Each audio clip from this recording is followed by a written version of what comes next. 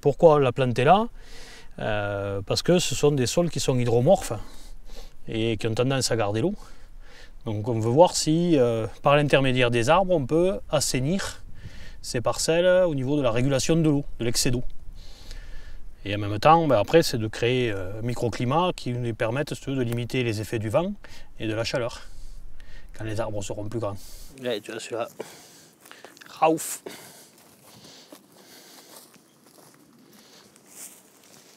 Ça fait 12 ans qu'on replante entre 200 et 300 mètres de haies par an.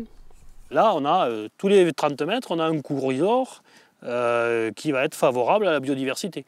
Dans les arbres, dans les plantes qu'il va y avoir au pied, je crois qu'il y a 8 espèces d'arbres directement. Et donc il y a 2-3 variétés de chênes, il y a, je crois qu'il y a du merisier, de l'alisier, du noyer. Et il y a 400 arbres sur 10 hectares, donc en gros 40 arbres à l'hectare. Donc après, en fonction du parcellaire, c'est plus ou moins facile. C'est aussi, voilà, on a des plantations qui ont des lignes qui sont à 30 mètres, 32 mètres d'intervalle. Pourquoi? Parce qu'on a des appareils de pulvérisation ou autres qui font 28 mètres, donc on garde 1 mètre de marge de chaque côté des arbres. Celui-là, il s'est fait casser aussi.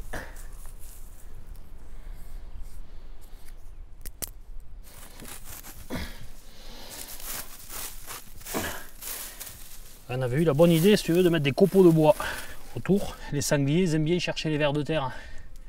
Et en fait, ils sont venus éparpiller les copeaux de bois autour des protections. Comme c'était très humide, en fait, ils sont arrivés à arracher les piquets avec les protections qui étaient accrochées dessus. Donc il y en a quelques-unes qui manquent. Et donc après, une fois qu'il n'y a plus les protections, c'est les chevreuils et les lièvres qui viennent manger les bois. Pour arriver à avoir la densité à l'hectare correcte, on a des arbres qui sont tous les 5 mètres.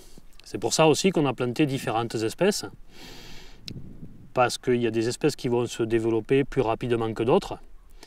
Et dans l'idée, c'est qu'à terme, dans 20 ans, 25 ans, 30 ans, on puisse commencer à exploiter les premiers pour éclaircir les lignes, pour que ceux qui ont besoin de plus de temps pour arriver à bonne valeur d'exploitation se retrouvent un peu oxygénés et finissent de se développer correctement.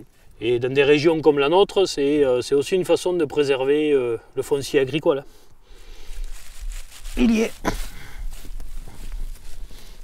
Voilà. Pour l'instant, on voit que les protections, parce qu'ils sont dedans, mais voilà. D'ici 1 ou 2 ans, ça devrait avoir une belle mine, quoi.